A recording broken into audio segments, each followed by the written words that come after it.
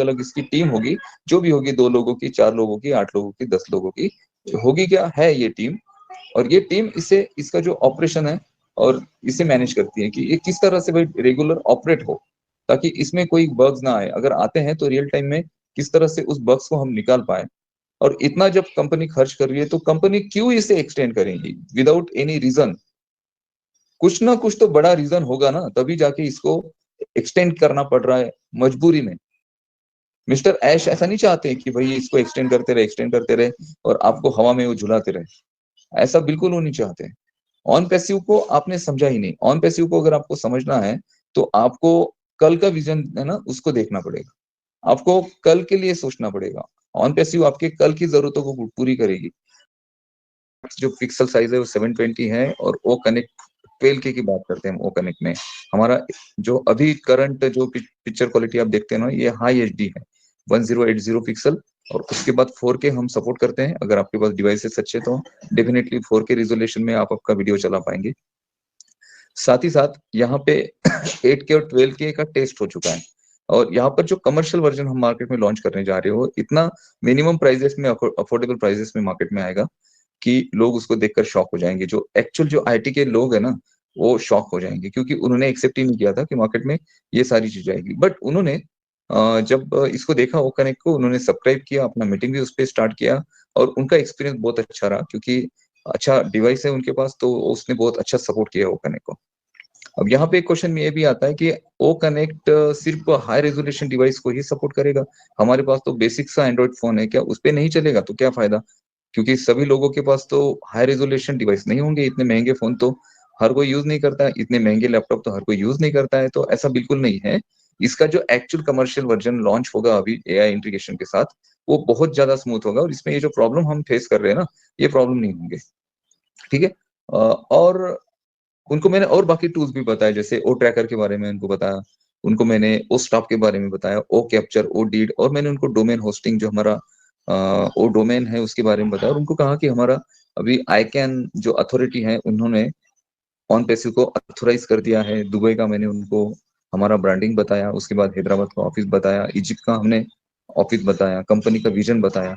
तो उनके मुंह से सडनली एक वर्ड निकला, और वो वर्ड क्या था कि भाई इसको आपका जो प्रोडक्ट है इसे गूगल टाइप कर लेगा, गूगल टेक ओवर कर लेगा। टाइप नहीं, गूगल इसे टेक ओवर कर लेगा, क्योंकि गूगल, माइक्रोसॉफ्ट, ये जो बड़ी इंडस्ट्रीज हैं इस पर्टिकुलर फील्ड की, आईटी फील्ड की, इनका काम ही ये है कि मार्केट में अगर कोई उभर रहा है, मार्केट में उनको लगता है कि भाई इससे हमें आगे आने वाले दिनों में खतरा हो सकता है, हमारे बिजनेस को, हमारी कम्युनिटी इससे, हमारी और से इस पर्टिकुलर सॉफ्टवेयर में या फिर इस पर्टिकुलर सर्विसेज में शिफ्ट हो सकती है, तो वो लोग पूरा ट्राई करते हैं कि उस कंपनी के साथ कुछ डील की जाए, ठीक है, या फिर उनको टेक ओवर किया जाए।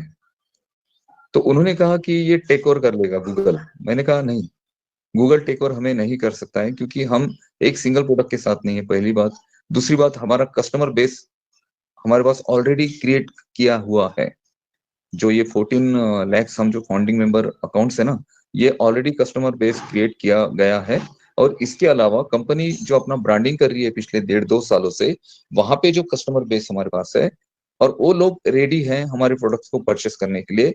और उसमें से बहुत सारा जो ट्रैफिक है ना, वो पेड है, वो लोग ऑलरेडी यूज कर रहे हैं प्रोडक्ट को। तो ये सारा ट्रैफिक हमारे नीचे क्रिएट हो रहा है, तो वो सुनकर शॉक हो गए। तो ये चीजें मैं आपको इसलिए बोल रहा हूँ, क्योंकि ये जो पैनिकनेस आपके माइंड में चलता है, ये जो कुछ समय पे चीजें नहीं होती हैं, डिले हो जाती है, तो आप पैनिक हो जाते हैं, घबरा जाते हैं, निगेटिव बोलना शुरू कर देते हैं, फ्रस्ट्रेशन में आ जाते हैं। तो इससे नुकसान आपका ही होने वाला है, इससे नुकसान आपका ही होने वाला है। अब मैं आपको सिंपल सी बात बताता हूँ, जो हमारा सब्सक्रिप्शन 10 दिन के लिए एक्सटेंड हुआ था, उन 10 दिनों में जो मेन टास्क है ऑनपेसिव को कंप्लीट करना है, जिससे आपके रेवेन्यूज आपके वॉलेट में जनरेट होंगे, वहां से आप उसे विड्रॉ कर पाएंगे, उसको कंप्लीट करने के पीछे बैकएंड में बहुत सारी चीजें मिस्टर ऐश कर रहे हैं। शायद उसमें कुछ अड़चने आ गई होगी, शायद उसमें कुछ प्रॉब्लम क्रिएट हो गए होंगे, इस वजह से उसे डिले किया है। फिर सोचा कि आने वाले 10 दिनों में भाई इसे हम कंप्लीट कर लेंगे, लेकिन उन 10 दिनों में वो चीजें नहीं हुई होगी, इस वजह से और आपको 10 दिन का एक्सटेंशन मिला है 29 फरवरी तक। ठीक है। अब इन 10 दिनों में अगर वो जो टास्क है, उस टास्क को कंपनी कंप्लीट कर लेती है, तो डेफिनेटली आपको ट्रैफिक बोनस से जो चीजें बोली गई है वो आप आपके वॉलेट में देख पाएंगे। अब यहाँ पे प्रॉब्लम यह है कि हमने हमारे डे टू डे लाइफ के साथ ऑन पैसिव को जोड़ दिया है, और उसको जोड़ना भी यानी जुड़ना भी था, क्योंकि वो चीजें आपके सामने वैसी रखी गई। अभी भी आप देखो कितने सारे वेबिनार चलते हैं, उसमें से एक पर्टिकुलर वेबिनार और इनक्रेडिबल इंडिया, ऐसे किसी भी जो बरगलाने वाली बातें होती हैं या फिर बेताल जो बातें बोली जाती है जिसका कोई ताल सुर नहीं होता है, सिर्फ आपको कुछ कैलकुलेशन बताए जाते हैं, आपको पैसों की बात बताई जाती है, आपको कहा जाता है कि आप इतने बड़े होंगे, आपको Z+ सिक्योरिटी मिल जाएगी, आपको ये मिल जाएगा। अरे इतनी बातें करने की जरूरत ही नहीं है। कंपनी ने आपको कहा कि आपके लिए एक सिंगल फाउंडरशिप जो है ना वो मोर देन इनफ है, और आप यहाँ पर इतना पैसा जरूर कमाएंगे जिससे आपके जीवन में पैसों का प्रॉब्लम नहीं होगा। फिर आपने Z+ सिक्योरिटी लगानी है नहीं लगानी है वो बहुत बात की बात है। इतनी बड़ी बातें करके आपको जो चीजें बोली जाती है ना, आप उसका एक कैलकुलेशन लगा देते हैं अपने माइंड में, यार ऐसा होगा वैसा होगा, आप बड़ी कोठी बनाएंगे, बड़ी हवेली बनाएंगे। ये जो बातें है ना, ये बातें ऑन पैसिव का पहली बात तो नेचर नहीं है। मिस्टर ऐश ने कहा कि टेक्नोलॉजी से रिलेटेड बातें करिए, टेक्नोलॉजी को डिलीवर करिए, बाकी चीजों में आपको फंसने की जरूरत नहीं है। आपको कितना आएगा क्या आएगा, मिस्टर ऐश जानते हैं, आपके समय की वैल्यू जानते हैं, इस वजह से आपको उतना वो जरूर देंगे कि जिससे आप सेटिस्फाइड होंगे। आपकी सिंगल फाउंडिंग मेंबरशिप है तो, और जिन लोगों ने यहाँ पर अपना एफिलिएट क्राउड बनाया है उनका जो कमीशन है वो कमीशन अभी देख पा रहे हैं। इसके अलावा कुछ हिडन बोनसेस एंड कमीशन होंगे, वो भी उनके वॉलेट में उनको दिखाई देंगे। विड्रॉल्स भी होंगे, विड्रॉल्स रियल टाइम आपके अकाउंट में भी आएंगे। मिस्टर ऐश का क्या प्लानिंग है पता है क्या? रियल टाइम में आपका विड्रॉल जनरेट हो जाए आपके इसमें। रियल टाइम मीन्स यहाँ पे अभी अगर आप विड्रॉल लगाते हो तो 10 से 15 दिनों का उसका ड्यूरेशन है, इस ड्यूरेशन को खत्म कर दिया जाए। आपने यहाँ पे विड्रॉ किया, विद इन कुछ मिनटों में या फिर ज्यादा से ज्यादा कुछ हार्स में, कुछ 10-15-20 मिनटों में, 1 घंटे में, या फिर 24 आवर्स में आपका विड्रॉ आपके जो भी आपने विड्रॉल डिपॉजिट करने के लिए ऑप्शन दिया होगा, बैंक होगा, क्रिप्टो होगा, वहां पे आपका डिपॉजिट हो जाए। इस पे काम चल रहा है, इस पे काम चल रहा है। और ये जो कमर्शलाइज हो रहा है टूल ओ कनेक्ट, इसमें पार्टिसिपेंट्स के लिए कुछ फ्री में कुछ ड्यूरेशन तक ये टूल मार्केट में दिया जाएगा, जिससे ज्यादा से ज्यादा यूजर्स यहाँ पे अट्रैक्ट हो। अब सिंपल सी बात है, कंपनी अपना एक्सटेंशन क्यों बढ़ाएगी? आपको क्या लगता है, ये जो ओ कनेक्ट हम यूज कर रहे हैं, तो क्या इसके पीछे कुछ खर्च नहीं आ रहा है कंपनी को? देखिए ओ कनेक्ट पर आप देखते हो, यहाँ पे हमारा रिकॉर्डिंग चल रहा है। टोटल इंडिया में कितने सारे वेबिनार्स होते हैं, कितने सारे। बैक ऑफिस पे उस दिन वो थेरी ओशो जी ने मुझे एक किसी ग्रुप में जोड़ा, वहां पे 60 वेबिनार पोस्ट हुए थे उस दिन। उन्होंने कहा कि आज 60 वेबिनार बैक ऑफिस में पोस्ट हुए। ठीक है, इसके अलावा बहुत सारे वेबिनार है जो बैक ऑफिस में पोस्ट नहीं होते हैं। मीन्स एक दिन में कितने सारे वेबिनार सिर्फ फाउंडिंग मेंबर के वेबिनार सेमिनार चल रहे हैं, इसके अलावा लोग पर्सनली ओ कनेक्ट को यूज कर रहे हैं पूरी दुनिया में। तो यहाँ पर ये जो आपका ओ कनेक्ट यूज होता है, क्या इसको कंपनी को खर्च नहीं करना पड़ रहा है? क्या कंपनी को उसके चार्जेस नहीं लग रहे हैं?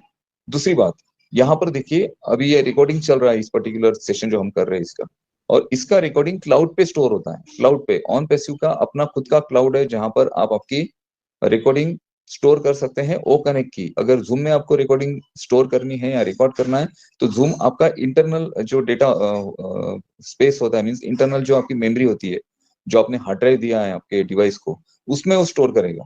मीन्स वो रिकॉर्डिंग के लिए आपकी मेमोरी यूज करेगा, आपका स्पेस यूज करेगा। अगर आपके पास 1 TB हार्ड ड्राइव है और उसमें से 900 GB अगर फुल है, 100 GB है आपके पास सिर्फ यूज करने के लिए, उसमें भी डेली आपका कुछ ना कुछ वहां पर स्टोरेज होता है। और उस केस में अगर आप रिकॉर्डिंग करते हैं डेली की, अगर आपको 1 घंटे का 1.5 घंटे का सेशन रिकॉर्ड करना पड़ता है, तो आपका हार्ड ड्राइव पूरा फुल हो जाएगा, आपको नया एक्सटर्नल हार्ड ड्राइव लगाना पड़ेगा आपके डिवाइस को। लेकिन ये प्रॉब्लम ऑन पैसिव के साथ नहीं है। यहाँ पर जो भी आप रिकॉर्डिंग करते हो 30 डेज तक यहाँ पर सेव रहती है, और यहाँ पे उसे आप जब आपको अपलोड करना है, जैसे अजय जी इसको रिकॉर्ड कर रहे हैं, तो अजय जी इसे 1 घंटे में या 2 घंटे में इसे अपलोड कर देंगे। ठीक है, अपलोड करने के बाद एक बार यूट्यूब पे चली गई रिकॉर्डिंग, तो वहां से वो डिलीट भी हो जाती है 30 दिनों बाद, तो कोई फर्क नहीं पड़ता है, क्योंकि यूट्यूब पे रिकॉर्डेड है। क्योंकि रिकॉर्डिंग हम करते इसलिए हैं कि इसे सोशल मीडिया प्लेटफॉर्म पर हम इसे अपलोड कर पाए, और एक बार अपलोड हो जाती है तो बाद में वहां 30 दिनों में डिलीट भी हो जाती है, तो कोई फर्क नहीं पड़ता है। तो 30 दिनों का ये जो ड्यूरेशन आपको दिया गया है कि ये 30 दिनों तक आप यहाँ पर क्लाउड पे रिकॉर्ड कर रख सकते हैं, तो ये बहुत बड़ा स्पेस यहाँ पे यूज होता है। डेली कितना ज्यादा डेटा यहाँ पर स्टोर होता है।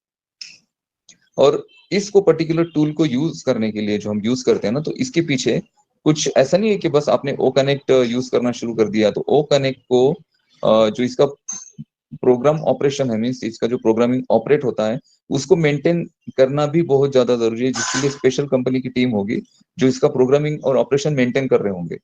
जिसमें ये जो मेंटेनेंस है इसमें अलग अलग सेक्शन होंगे, जिसमें डेटा मेंटेनेंस मीन डेली जो डेटा कितना आ रहा है उसका कैलकुलेशन करना। उसके बाद इसका जो एरर है, मीन्स इसमें कुछ एरर आ रहे हैं तो उसको मेंटेन करने के लिए अलग टीम होगी। तो एक पर्टिकुलर टूल को इसका प्रोग्रामिंग मेंटेन करने के लिए कितना बड़ा स्टाफ होगा जो इस पूरे टूल को मेंटेन कर रहा होगा। तो इसका खर्च क्या कंपनी को आ नहीं रहा है?